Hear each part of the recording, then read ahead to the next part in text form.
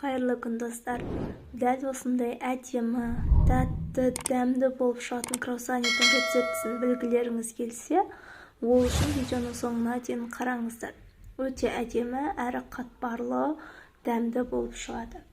Ыдысымызға жылы сүтімізді, жылы суымызды және де сұйық майымызды қосып, жақсылап араластырып, қамыр илейтін боламыз. Осылай қантымызды, егер тәтті болғанын қаласаңыздар, қанттың көлемін көбейтуге де болады. Және бір жұмыртқамызды жарып, жақсылап араластырып аламыз. Шым-шым тұз қосуды да ұмытпаңыздар. Осылай жақсылап араластырып болғаннан кейін, ұнымызды бөліктерге бөле отырып салып аламыз. Және осының үстінен ашытқымызды да саламыз. Ашытқымызды салып, жақсылап жұмсақ қамыр илейміз. Қамыр қолға жабыспайтындай жұмсақ болу керек. Міндетті түрде осы рецептімен жасап көріңіздер. Дәмі өте әдемі әрі қатпарлы, ерекше болып шығады. Отбасыларыңыздың қуануы сөзсіз.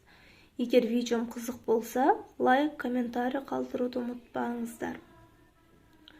Осылай қолдың көмегімен жақсылап қамыр илеп аламыз, жұмсақ.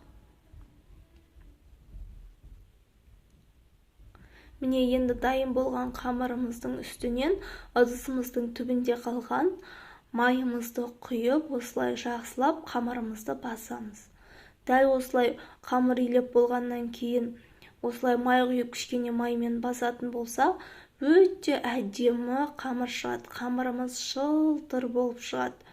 Бұл тек қана круассанның немесе булочканың емес, кез келген бауырсақтардың қамырында дәл осылай істесеңіз, өте әдемі шығады. Енді бетін жауып, 1-1,5 сағатқа жылы жерге қалдырып қоятын боламыз.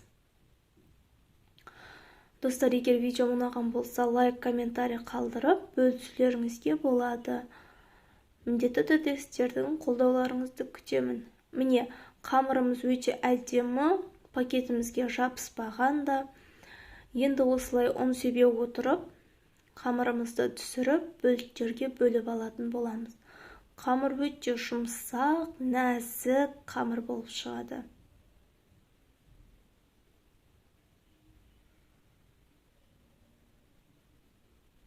Мен дәл осы қамырдан 10 бөлікке бөлдім. Қатты үлкен емес, қатты кішкентай емес, 10 бөлікке бөліп алдым. Сіздер де міндетті түрде жасап көріңіздер, өте әдемі болып шығады. Осылай дөңгелектеп аламыз барлық қамырларымызды.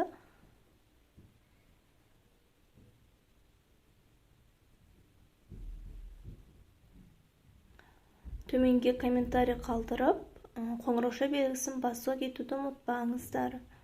Міне осылай әрбір бөлікті асықпай дөңгелектеп аламыз.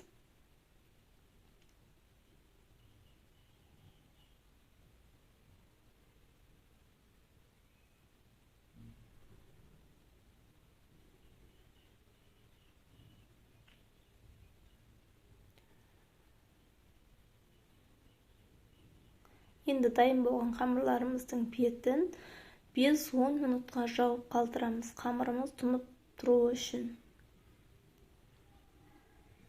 Енді дайын болған қамырларымызды ұн себе отырып, дөңгелектеп бөліп аламыз. Мен 4 бөлікті жайып алып, бір-бірінің үстіне беттестіріп алдым.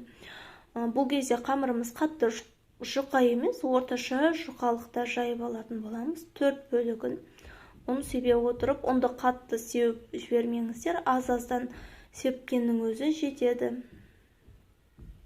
Міне осылай қамырларымыз дөңгелектеп жайып аламыз. Барлық керек заттарын төменгі описание бөліміне қалдыратын боламын. Міндетті түрде жасап көруге кеңес беремін.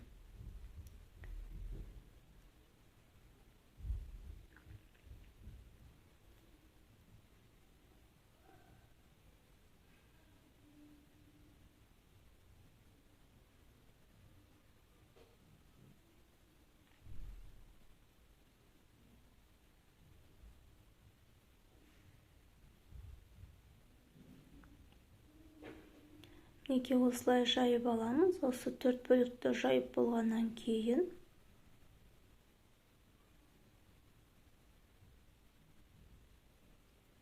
арасына бөлме температурасындағы сары майымызды жағып алатын боламыз. Міндетті түрде бөлме температурасында болғаны дұрыс. Міне осылай бөлме температурасында еріп тұрған майымызды, сары майымызды осылай жұғалап жайып аламыз. Және де қамырларды бір-бірінің үстіне қойып шығатын боламыз.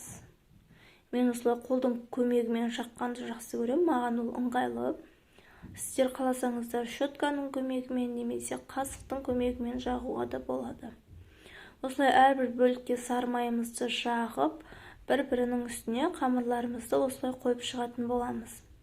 Торт жинағандай.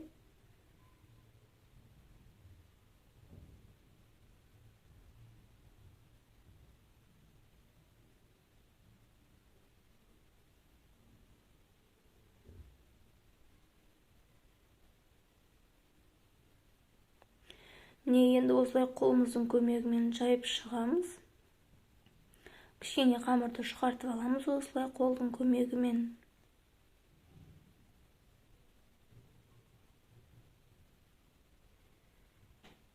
Енді осылай оқтаудың көмегімен жақсылап жайып шығатын боламыз. Жұқалап, өте жұқа болған сайын біздің краусаниларымыз әдемі қатпарлы болып шығады.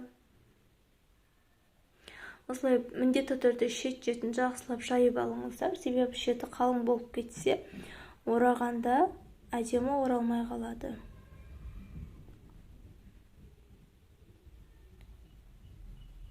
Енді осылай бөліктерге бөліп аламыз. Мен дәл осылай 4 бөлікке бөлдім. Бөлінген әрбір бөлікті тағы да 4 бөлікке бөліп алдым.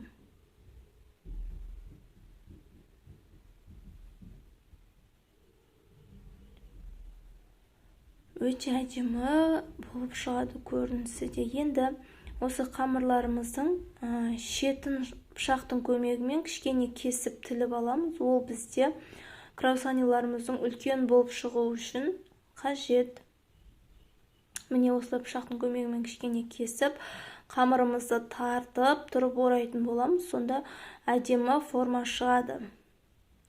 Және де противеньге орналастырамыз. Мен противеньге ешқандай пергамент бумагасын төсеген жоқпын. Жай ғана кішкене майлап жіберіп, салып шықтым. Дәл осылай асықпай әдемелеп орап шығамыз. Міне енді дайын болған краусанилардың бетін жауып, 15-20 минутқа кішкене көтерілуге қалдырамыз. Мінеке енді жұмыртқаның сарысын жағамыз. Жұмыртқаның тек қана сарысын осылай бетіне жағып шығамыз. Және қызып тұрған пеште 180-200 градуста 5-10 минуттай, 10-15 минуттай пісіріп аламыз пештеріңіздің қызуына қарай. Өте әдемі үлкен краусанилар шығады. Қалауларыңыз бойынша бетіне мак немесе күнжіт себуге де болады. Мен ондай ештеме сепкен жоқпын.